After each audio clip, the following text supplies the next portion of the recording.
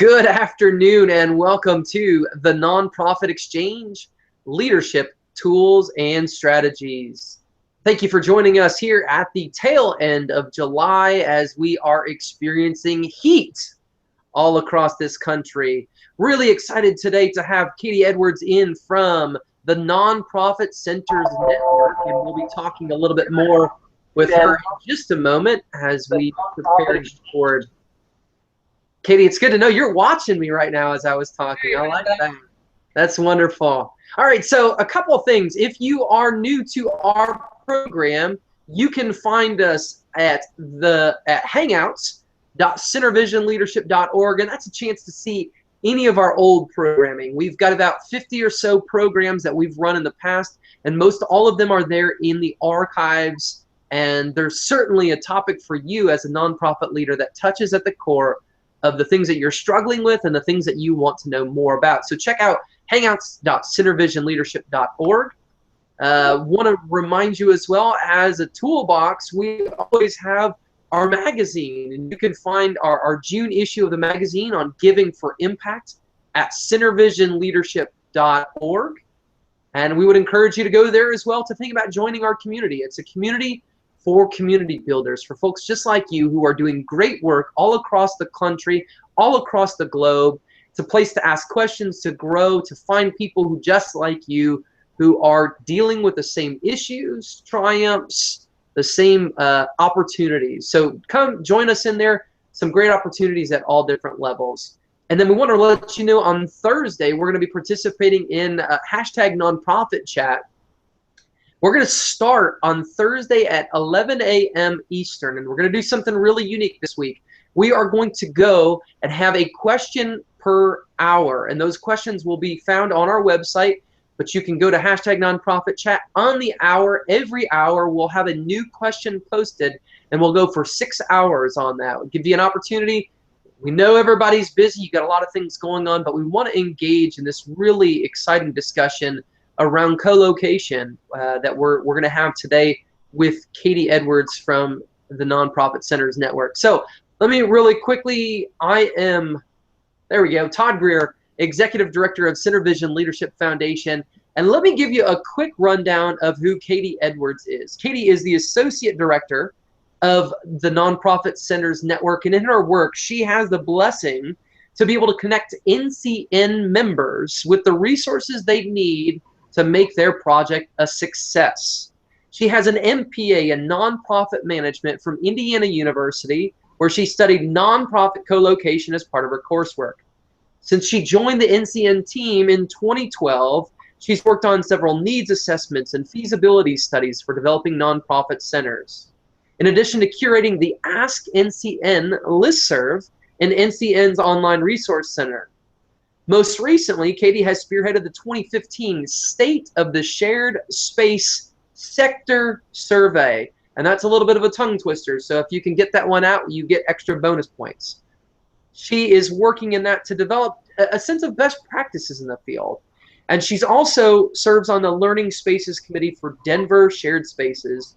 She facilitates a local practitioner roundtable there as well. She is really interested in, and this is one of the things I love about Katie, she's interested in how shared spaces can improve or revitalize a community, especially those in rural areas. All right, so that's a long build-up.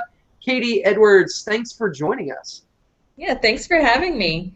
It's really great to be here. Absolutely. So Katie, for those that don't know too much about NCN, would you give us just kind of a brief background of who you guys are and what exactly it is that you do?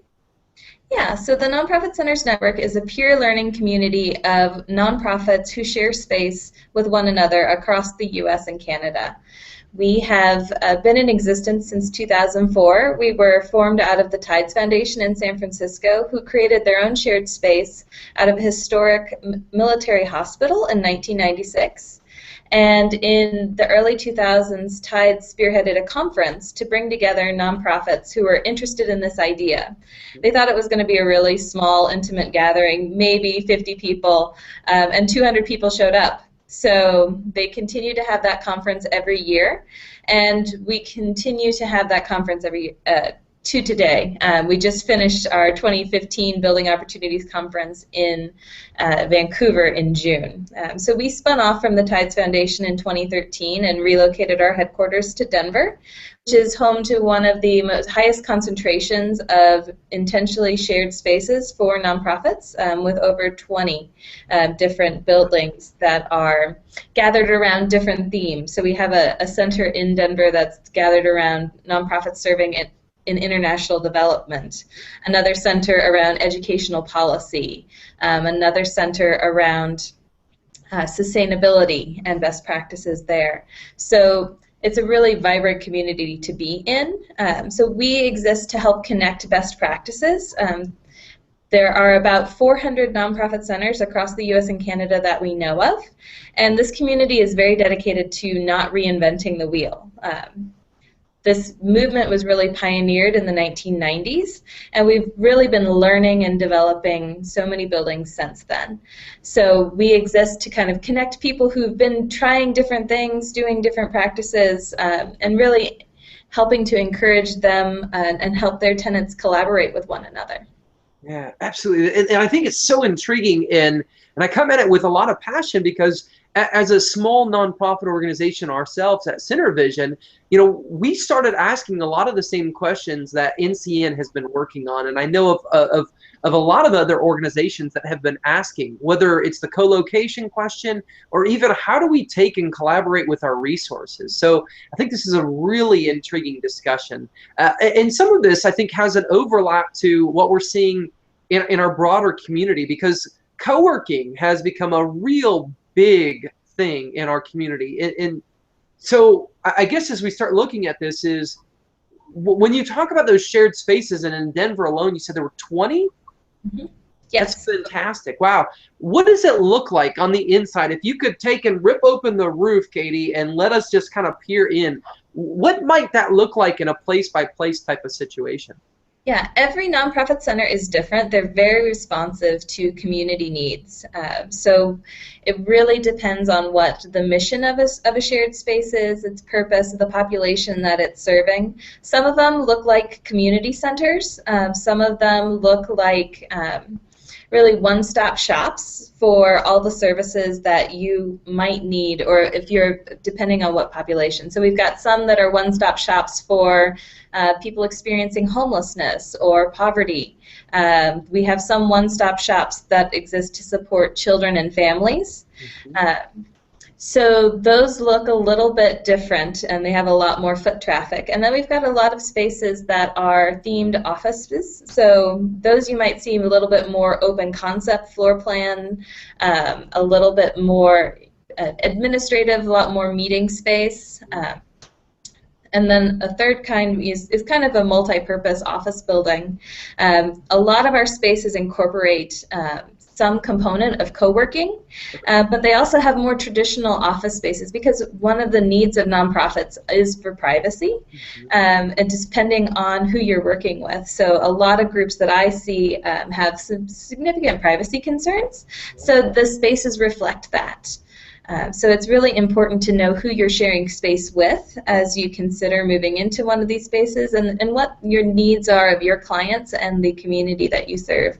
The building that we are based out of is the Alliance Center in Denver, and it is mainly organizations working in environmental or areas of around sustainability. It's much more open concept, much more collaborative environment, because there isn't that sensitivity around privacy issues with a lot of the groups that are working.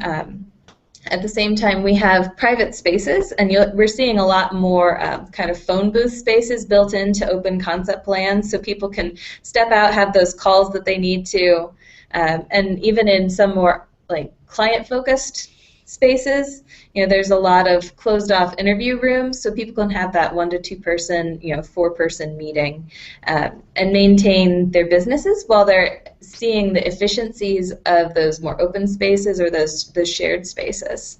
Yeah, that's really interesting, and I think that there's a lot to this, and as you talked about kind of some of the trends there, it really fits the trends that we're seeing in workspaces in general, whether we're talking about a co-working entity or a corporate environment. We're seeing a lot of these shifts, and so I always think it's exciting when the nonprofit sector is running right along with the corporate sector and the understanding of how we implement best practices. So I applaud you guys for being at the forefront of that challenge.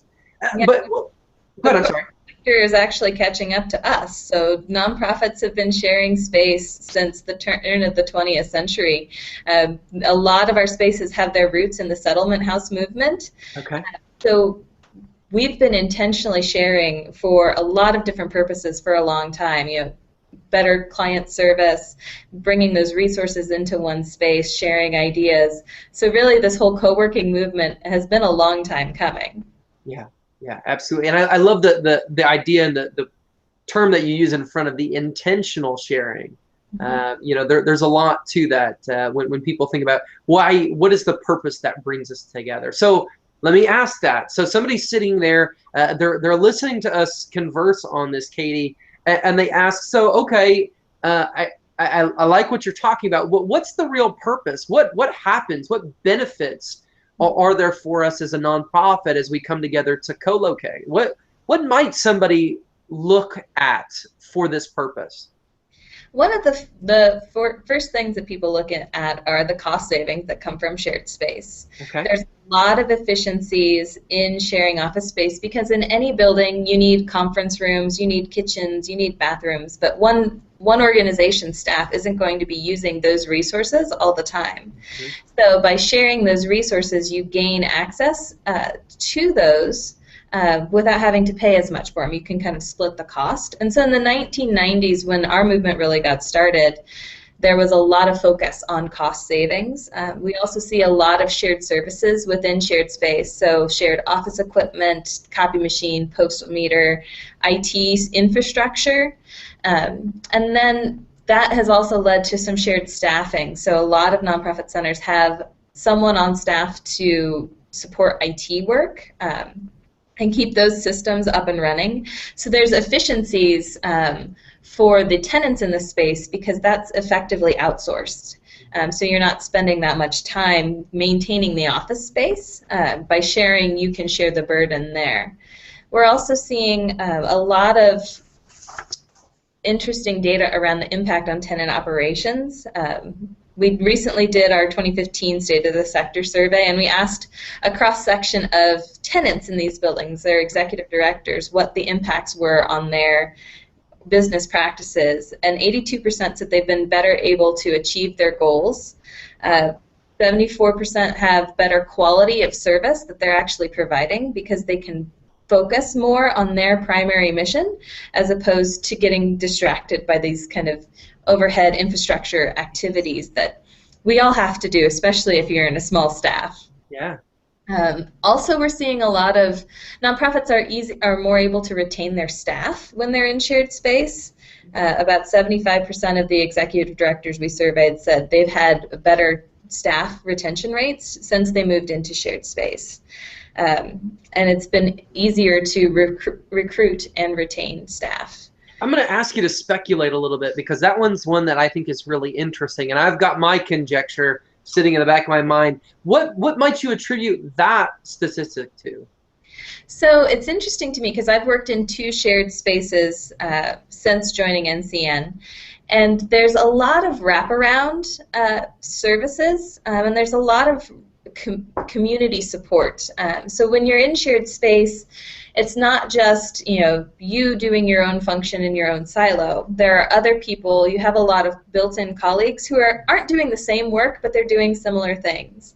One group I talked to recently said that really they've seen built-in mentorship in these spaces for different executive directors. So it can be lonely when you're at the top of a nonprofit organization. There's a lot of concerns. But all of a sudden when you're in a shared building, you've got a dozen other executive directors just down the hallway that you can bounce ideas off of, ask questions about staff management or best practices or fundraising or any of those kind of issues that you were tackling with and struggling with. All of a sudden you have this built-in support network. And there's been, even in my experience, we start exchanging leads on different people who might be interested in each other's work. just a lot of word of mouth referrals and networking. So there's kind of this support system that comes with the building. And I like that you used the word exchange while you were talking about that, since this is the nonprofit exchange. You know, I think it's a really intriguing piece, because we talk a lot about at Center Vision and through the magazine, we talk a lot about the fact that it's hard for other people to get what you do as an executive director. As a leader of any kind of nonprofit organization, there is sometimes, I think, the tendency to feel isolated, and so to be able to have built-in mentors as well as peers who really do get that is a very significant piece, and not to be undersold.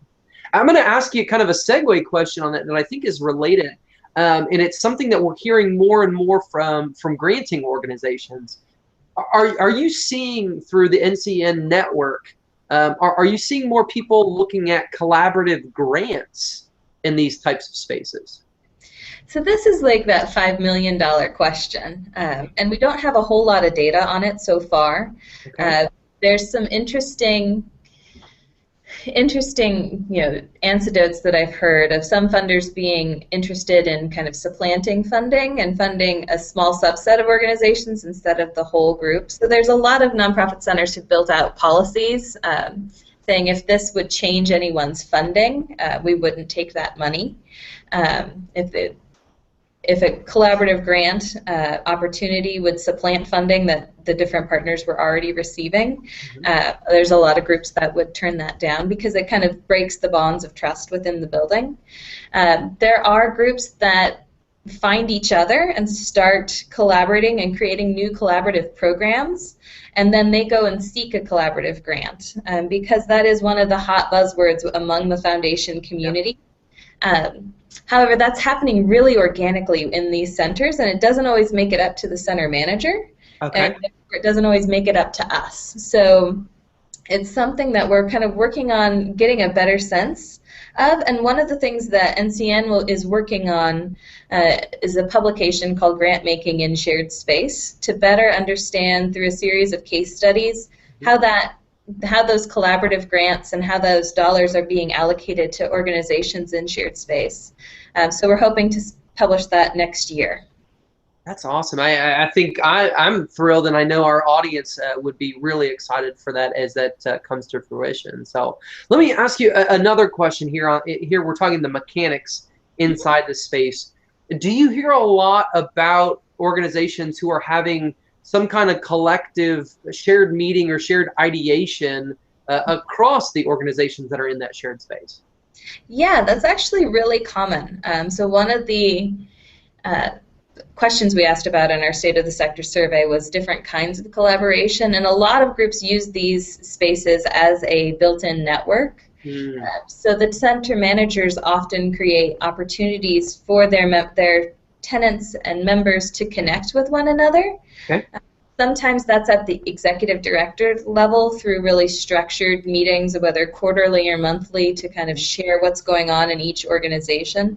Others, it's more informal, and it's takes the place in a happy hour or networking lunch. Sure. So that people can connect on a human level and build trust between one another, because a key ingredient in any collaboration is trust between the partners.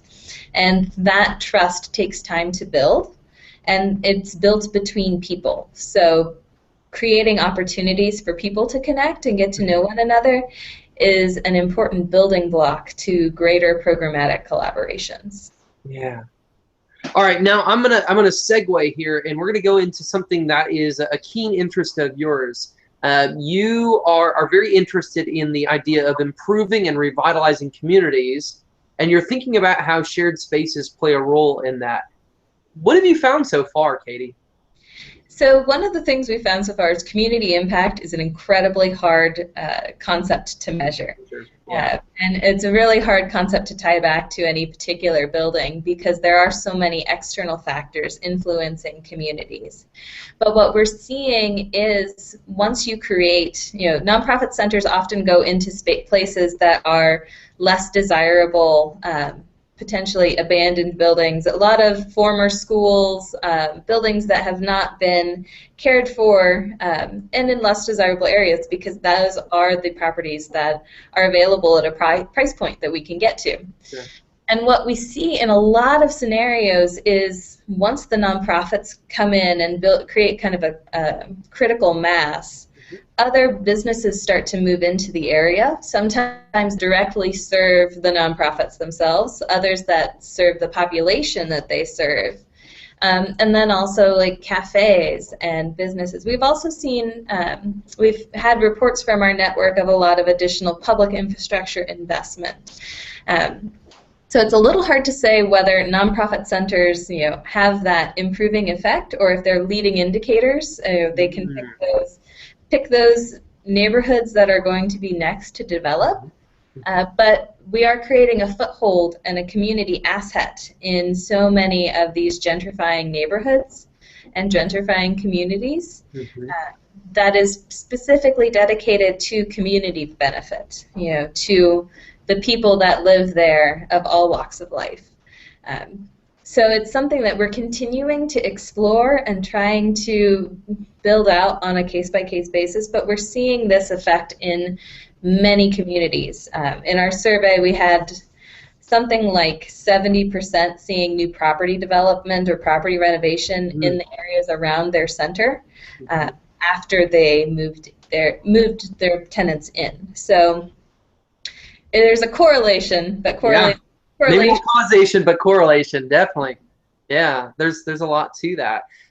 And I think as people are listening to this, many people are running small to mid-sized nonprofits, and they're not 100-year-old foundations, and they're not multi-million and certainly not billion-dollar organizations. And they're thinking about this, and they're saying, all right, Katie, you've piqued my interest here. There's something about this that I keep hearing, and I like the idea. If they're thinking about that, why turn to Nonprofit Centers Network? What kind of support would you guys bring, and what would membership look like for somebody? Yeah, so the Nonprofit Centers Network provides 3 different tiers of support. The first one, and the one that's closest to my heart, is through membership. We have about 175 members who are in all different stages of either creating centers, running centers. We've also got some real estate developers, city officials, academics as well, kind of in the periphery of our membership, that are really willing to offer advice. So membership gets you access to our Ask NCN listserv, which is an incredibly active email chain. Today we're having a discussion about safety and security protocols and learning what different centers have done. There's a lot of really great operational nuggets there. We also do webinars, about 6 to 8 webinars a year on different emerging topics. So those are free to members. We also give our members an hour of free consulting to help kind of hone in their problems or issues and connect them to resources. And that peer learning and peer exchange is absolutely invaluable. We also do at least 2 events a year. We're in the process of planning out our Nonprofit Centers Boot Camp, which is a kind of a 101 course on all the nuts and bolts that nonprofits need to know, not only about real estate, but also collaborative decision making. If you're a small group and you don't have the ability to do a capital campaign all by yourself, by bringing in other partners, you can magnify the impact and the capital that you have access to. But every time you bring in new partners, then the decision making gets a little bit more tricky. We also cover different financing strategies and starting those building blocks of collaboration early on at the beginning of the process. So you really are setting yourself up for success once you open your doors. And then we also are doing a more advanced training. So our boot camp will be in Denver in October, on October 21st. And we'll be opening registration for that in August, which is not that far away. I was going to say, right around the corner. All right. And then in the spring, we will do an advanced centers training, so taking the best practices that have percolated out of the network and really doing an intensive one-day training to get people to elevate their practice and elevate the impact that they're having on the organizations within their walls, and then also the community without their walls, outside of their walls. Yeah, that's great. I think that there's a lot there. Wherever you're at in this journey, I think you've got a supportive organization here that is going to bring you into a network of other like-minded people who are asking the same types of questions you are. And we very strongly believe in the idea of collaboration. We think it's so important for us across the spectrum to be able to ask these questions of each other and find out the best way forward. So really excited what's happening there with the Nonprofit Centers Network. So somebody's asking now, well, okay, Katie, you've convinced me. I'm very interested. I want to learn more. How do I connect with you? What's the portal for somebody to get in touch with Nonprofit Centers Network? Yeah, so you can always visit our website, which is www.nonprofitcenters.org, or you can reach out to me directly. So I handle all of our inquiries and help get people connected to our membership and resources, and also centers that already exist in your community. So people are welcome to send me an email at Katie, Katie, @nonprofitcenters.org, or give me a call at 720-836-1189. I'm always happy to help in whatever way I can.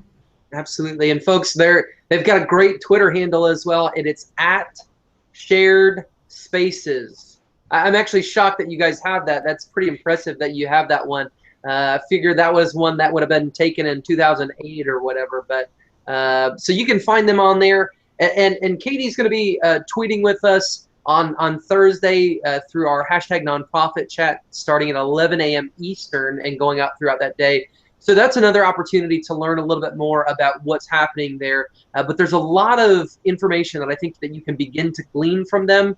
There are great annual conferences as well as ongoing surveys. Katie, I want to ask you again as kind of a follow-up, that State of the Shared Space Sector Survey. If somebody wanted to get access to that, do they need to be a member? Is there a way to pay for it, or what would that look like? So we are in the process of writing up the report, and we'll be publishing it, and it'll be available for free for anyone who comes to our website. So it'll be coming out in different stages as we digest the data and get that out as quickly as we can. So it's currently looking like the first component will come out in September, so keep an eye on our website and our Twitter, and you'll stay updated on when that'll come out. That's great. Fantastic. Well, Katie, thank you so much. This has been very informative, and I think for many of us, it kind of strikes at the chord of why we're in this space to begin with. The idea of how do we serve together in community, how do we think about collaboration, how do we make the greatest level of impact in our community. So thank you for joining us. Real quickly, just want to remind everybody, if you have missed any of the episodes, check out hangouts.centervisionleadership.org. Join us on Thursday beginning at 11 a.m. on the hour, every hour for 6 hours. #nonprofit chat. We won't take your whole day, but we'll take a little bit at a time. Make sure you check out the magazine. The next one drops in September, and we're looking at embracing your community. And speaking of community, come join ours. centervisionleadership.org/register. It's a great opportunity. I am Todd Greer, Executive Director of Center Vision Leadership Foundation. So thankful to have in Katie Edwards from the Nonprofit Centers Network. We are thrilled that you could join us today, and we look forward to talking more soon. Have a great day. This podcast is a part of the C-Suite Radio Network. For more top business podcasts, visit c-suiteradio.com.